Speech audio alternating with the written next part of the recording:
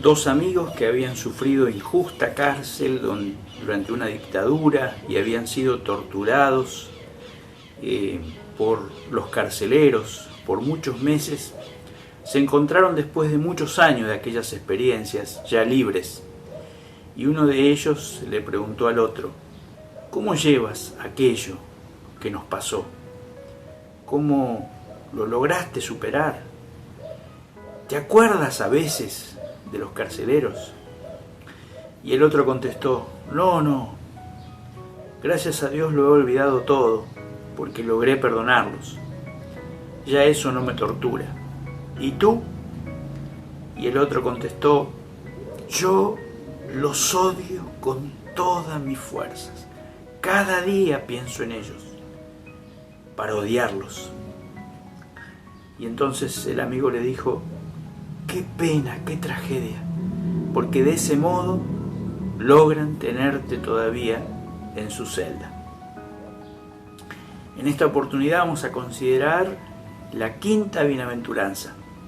Bienaventurados, felices, dichosos los compasivos, porque ellos serán tratados con compasión. Felices, dichosos los misericordiosos, porque ellos alcanzarán misericordia. La compasión, la misericordia están en el centro del mensaje cristiano. El cristianismo, la fe en el Señor Jesucristo, cae o se levanta de acuerdo a la actitud que asumamos frente a esta calidad del Evangelio, que es la misericordia y la compasión puesta en el centro del mensaje y de la práctica cristiana. El teólogo de la liberación, John Sobrino, ha hablado de que en el centro del cristianismo se encuentra el principio misericordia. Y él le llama el principio misericordia para evitar que la misericordia o la compasión se vuelvan meros sentimentalismos. Felices son los compasivos porque actúan con compasión y por lo tanto reciben compasión. De eso vamos a estar pensando en este mensaje.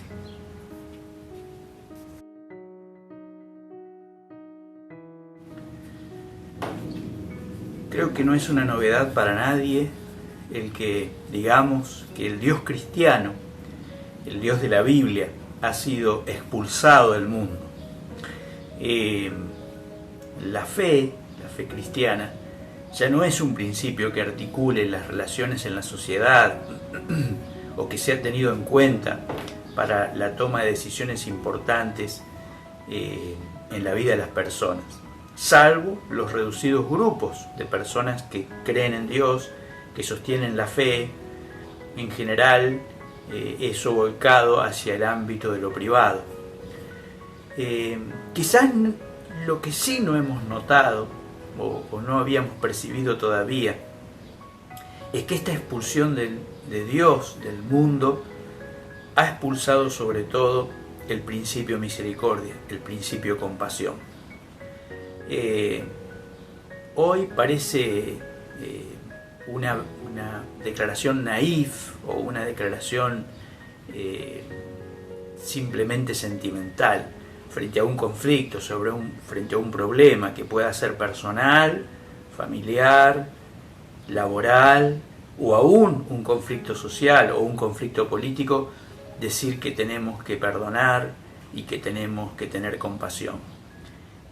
O que tenemos que actuar con misericordia frente al adversario, actuar con misericordia frente al enemigo, actuar con misericordia frente al que nos ha tratado mal, tener compasión con los que se equivocan, porque claramente este es un mensaje cristiano, un mensaje de aquellos que comprenden quién es Dios, quién es Jesucristo, y qué tiene que decir este Jesucristo a nuestras vidas. La sociedad que le da la espalda a Dios, que deja de lado al Dios de la Biblia, con ese gesto pierde quizás la esencia de lo que este Dios cristiano tiene para decirle al mundo. Todos necesitamos compasión, todos necesitamos misericordia, la necesitamos desesperadamente para aliviar la carga de nuestra culpa. La necesitamos desesperadamente para sanar nuestras relaciones. La necesitamos desesperadamente para resolver conflictos sociales que no se arreglan solo con dinero o con acuerdos políticos, sino que se resuelven con una verdadera reconciliación entre las personas. Se resuelven considerando la situación de los demás por encima de la propia. Y eso es finalmente la compasión. La compasión es el reconocimiento de la propia miseria y el reconocimiento de la miseria en la que el otro padece. Y es abrir el corazón a la propia necesidad para poder comprender también la necesidad de los demás. Es ser sincero con la tragedia de la propia vida, con la herida que habita en toda vida humana, la carencia, la finitud, la fragilidad, la pobreza propia, para reconocer también con generosidad, con compasión, con misericordia, con comprensión, la herida que habita en los demás. Pero hoy, cuando tenemos conflictos en la pareja, en la familia, entre vecinos, en el mundo social, en el mundo laboral, en el mundo político, si alguien dijera que tenemos que perdonarnos, que tenemos que actuar con compasión y por lo tanto tenemos que reconciliarnos, sería mirado con cinismo, sería mirado con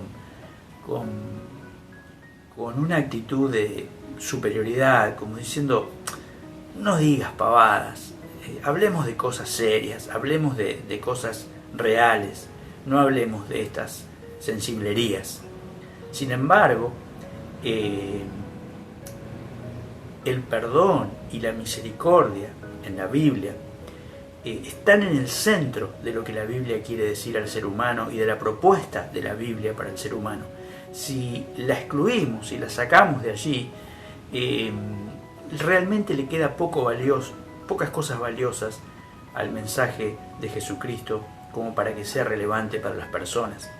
O si ese principio, misericordia, lo arrancamos de la Biblia para solo aplicarlo a relaciones muy íntimas, muy de entrecasa, pero no reconocemos que puede tener un impacto en ámbitos más amplios, también lo estamos traicionando.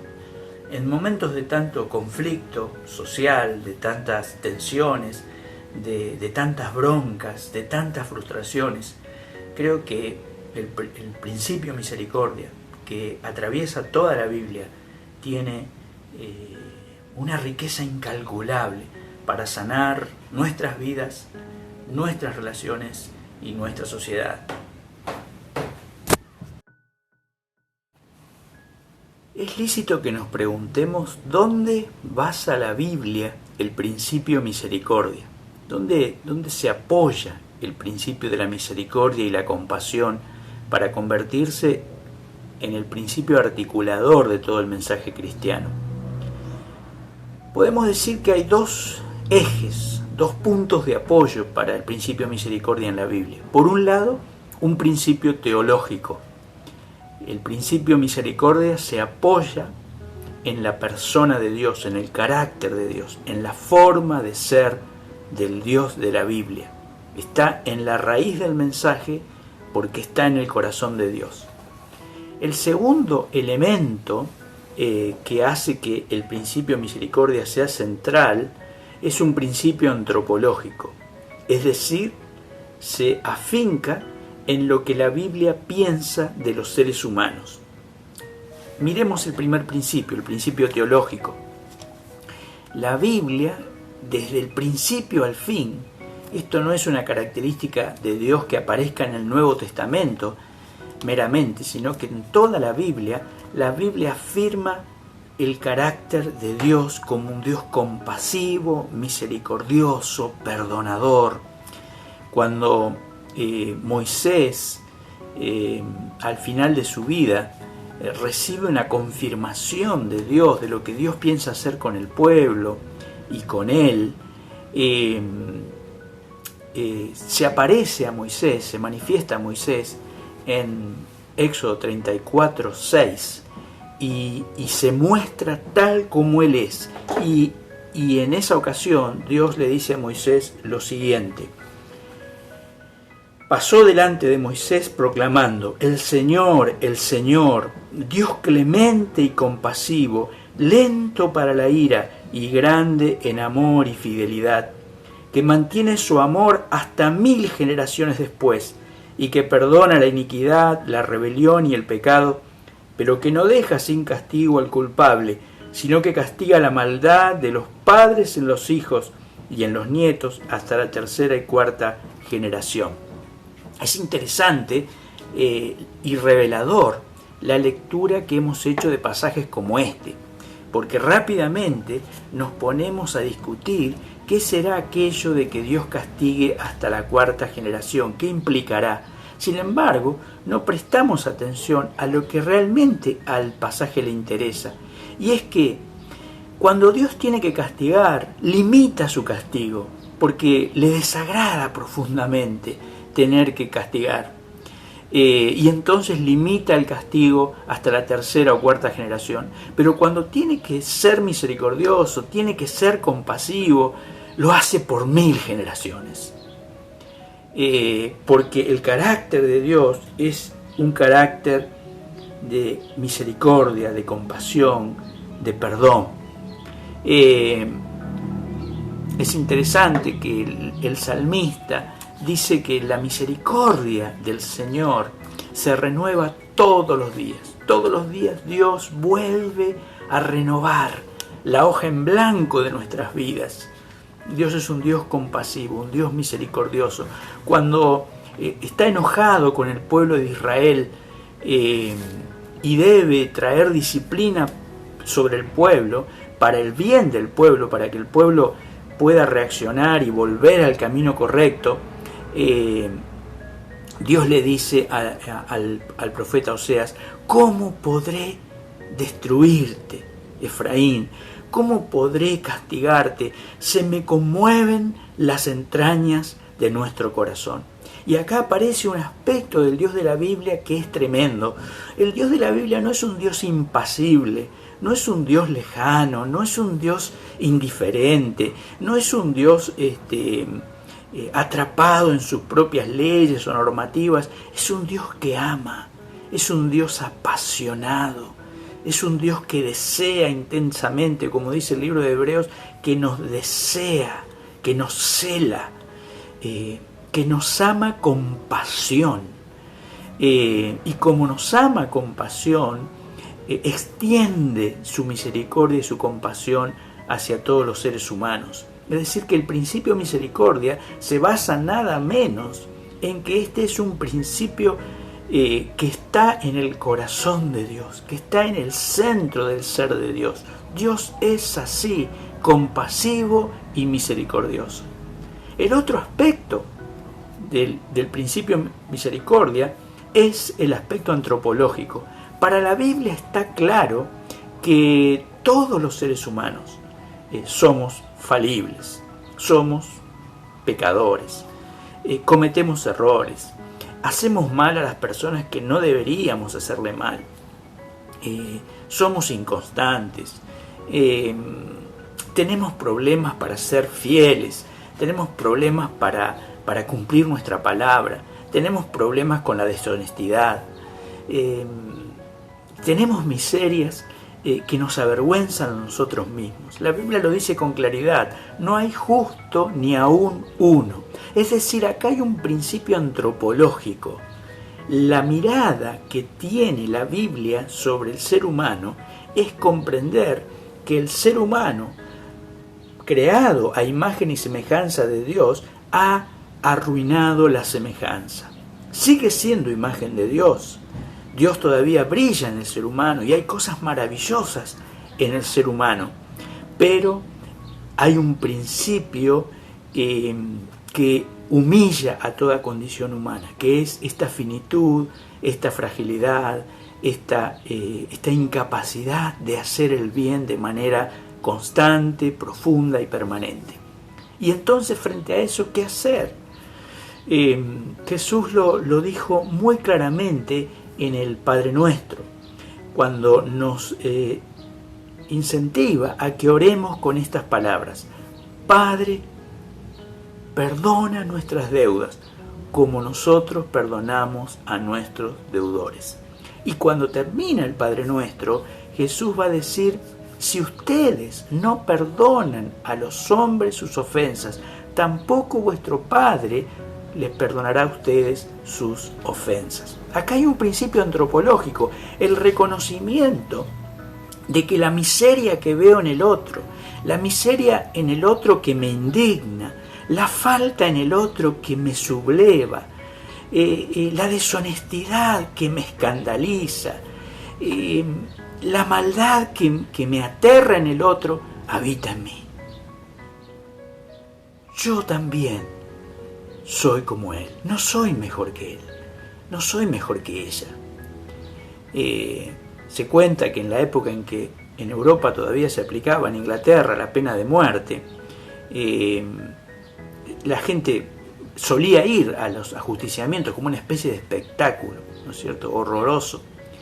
Y entonces la gente gritaba contra los que iban a ser ajusticiados. Por sobre que iban a ser ajusticiados, lanzaban ese odio, esa proyección, diría un psicólogo, ¿no?, de sus propios fallas y errores, como una especie de chivo expiatorio. Y cuando estaba pasando una procesión de estas y alguien gritaba contra el ajusticiado, un compañero, un amigo lo agarró del brazo fuerte y le dijo: ahí voy yo, si no fuera por la gracia de Dios. Y entonces la compasión encuentra para el cristianismo, para la fe cristiana, un sustento en el principio misericordia, en que voy a ser compasivo con el otro porque yo también necesito compasión y la necesito tanto o más que los demás.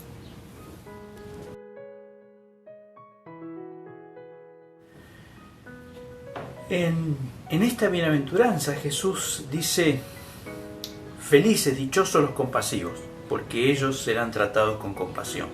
Y como recordábamos en el Padre Nuestro, Jesús también utiliza esta misma relación, ¿no es cierto? Perdónanos como nosotros perdonamos, y si ustedes no perdonan, tampoco vuestro Padre os perdonará. Es que Dios acá se pone a aplicar un principio de mérito, es decir, serán perdonados los perdonadores y los otros no, recibirán compasión los compasivos, y a los que no son compasivos Dios se negará a darles compasión. Sí y no.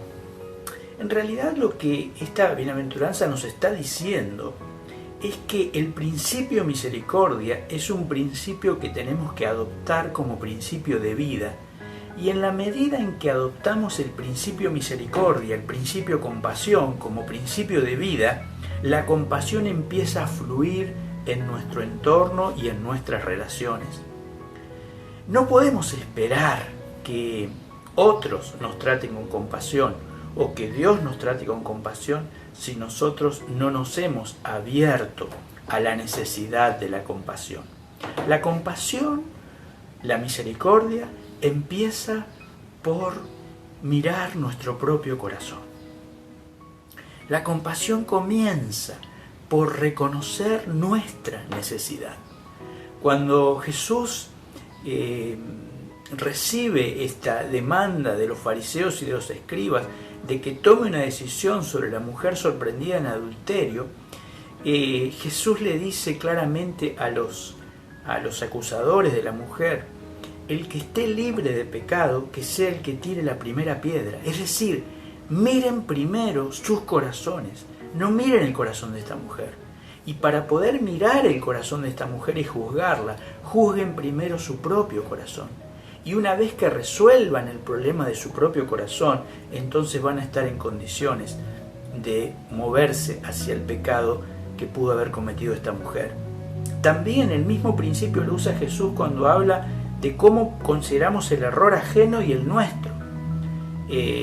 ¿Cómo pretende, dice Jesús, sacar la viga, sacar la astilla del ojo de tu hermano, de tu amigo, si tú tienes una viga en tu propio ojo?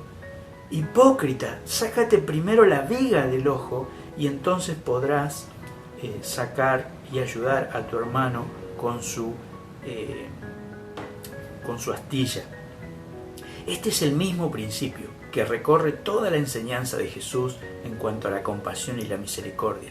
La compasión y la misericordia arranca por una consideración seria, severa, de mi propia ruina espiritual, de mi necesidad de ser tratado con compasión, con misericordia. Cuando yo reconozco que Dios me trata con misericordia, me perdona, me libera, entonces puedo salir a liberar a los demás. En aquella parábola donde había dos deudores, alguien le debía unas pocas monedas a otro, pero ese a su vez le debía muchísimo, le debía fortunas a otro acreedor.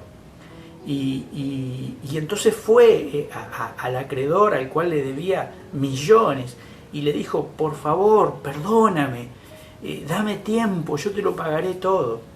Y este acreedor lo perdonó, le perdonó la deuda. Y cuando este hombre salió de esa reunión, de esa audiencia frente a su acreedor, encontró a este otro al cual este hombre que le debía a él unas pocas monedas, y dice el texto que lo ahogaba tomándolo del cuello diciendo: págame lo que me debes y te voy a tirar en la cárcel si no me lo pagas. Y Jesús dice que esa es lo que nos pasa habitualmente con el problema de la compasión. Sobredimensionamos las deudas que pensamos que otros tienen con nosotros y minimizamos nuestra propia necesidad de compasión.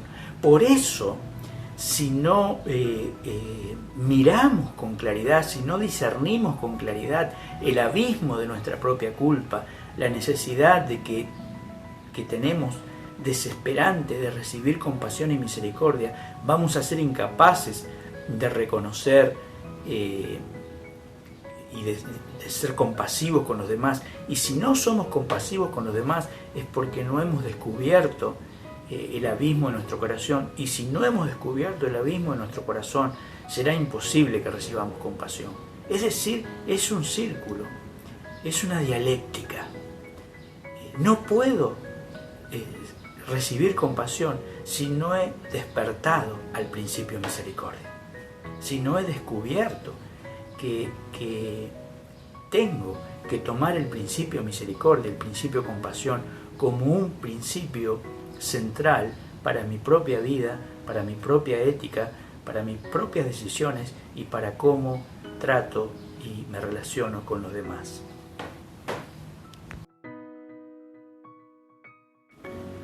En la década del 90, en Sudáfrica, había terminado el horrible sistema del apartheid, que había mantenido separados a la mayoría negra de la minoría blanca. La minoría blanca había gobernado Sudáfrica por siglos, oprimiendo a la minoría negra y cometiendo crímenes horrorosos contra ellos. En la década del 90, llegando a la presidencia Nelson Mandela, se inició un proceso de reconciliación, un proceso de sanación de esta nación atravesada por estas tragedias. Como se sabía que era imposible que se juzgaran los crímenes de los asesinos, de los torturadores, se hicieron una serie de juicios que se llamaron los juicios de la verdad. Lo que se hacía en esos juicios era aclarar los crímenes, sabiendo que no se iban a poder aplicar penas penales, digamos, ¿no es cierto? Es decir, no se podían aplicar sentencias penales de cumplimiento efectivo, pero sí estaba la posibilidad de establecer para las víctimas y para los acusados algunos procedimientos que llamamos de probation para traer un alivio de justicia, un alivio de compensación ante tanto dolor. En el año 96 fueron juzgados en el juicio de la verdad el doble asesinato de un padre y su hijo. Estaban en la sala de audiencia un ex policía del régimen del apartheid, el señor Van Brock, y estaba también la mamá y la viuda de estos hombres asesinados. Esta señora conocía muy bien al señor Van Brock porque él había llegado hasta su casa primero, unos años atrás, a secuestrar ilegalmente a su hijo con una fuerza policial, y ella nunca volvió a verlo. Algunos años después, este señor Van Brock volvió a su casa y se llevó a su esposo. Y algunas semanas después de haberse llevado a su esposo, vino por ella y él, con una partida policial, llevó a esta mujer a la costa de un río y le mostraron a su esposo golpeado de una manera salvaje.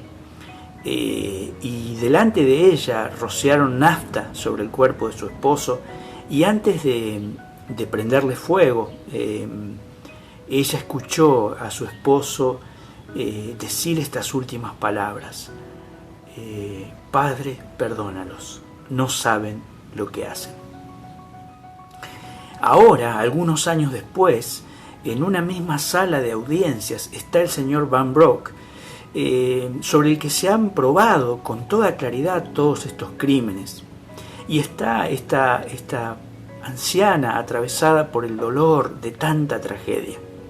Cuando está terminando la audiencia, el juez se dirige a la anciana y le dice: señora, estos crímenes han quedado probados con toda claridad. El señor Van Brock es el responsable de la muerte de su esposo y de su hijo. ¿Qué desearía usted que se hiciera para traer algo de luz, de paz y de justicia a una situación tan trágica?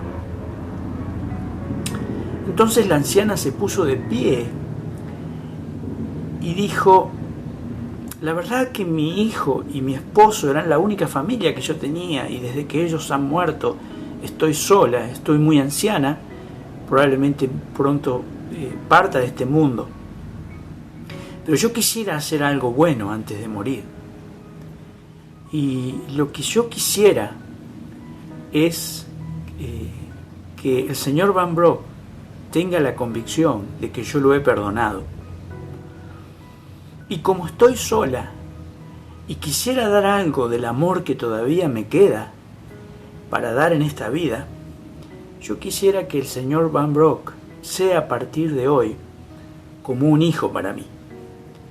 Y yo le quiero pedir al tribunal que obligue al señor Van Brock a visitarme por lo menos 2 veces por mes en mi casa, para que yo pueda expresarle el perdón y el amor que ya no puedo darle ni a mi esposo ni a mi hijo, pero quisiera dárselo a él. En segundo lugar, quisiera que alguien me acompañara en este momento, porque estoy muy débil de las piernas, y me ayude a cruzar la sala, porque quisiera acercarme al señor Van Brock y darle un abrazo para expresarle que sinceramente lo perdono, porque sé que si él le pide perdón al Dios de la vida, Dios también lo va a perdonar. Así que un oficial de policía se levantó para ayudar a la anciana a cruzar la sala, y en ese momento el señor Van Brock se desmayó. Y entonces toda la sala del juicio se paró y empezó a cantar aquel maravilloso himno: sublime gracia. El perdón no es algo que está limitado a cuestiones de nuestra vida íntima, de las personas que más amamos. Jesús dice: Si ustedes aman solamente a los que los aman, ¿qué hacen de más? ¿Qué mérito tienen? Si ustedes perdonan a los que los perdonan, a los que los tratan bien, ¿en dónde demuestran que conocen el Evangelio? Pero si somos capaces de amar a nuestros enemigos y amar a los que nos denigran y perdonar a los que nos hacen daño, entonces sí hemos descubierto la liberación del Evangelio. Qué desafío tremendo el principio misericordia, el principio compasión.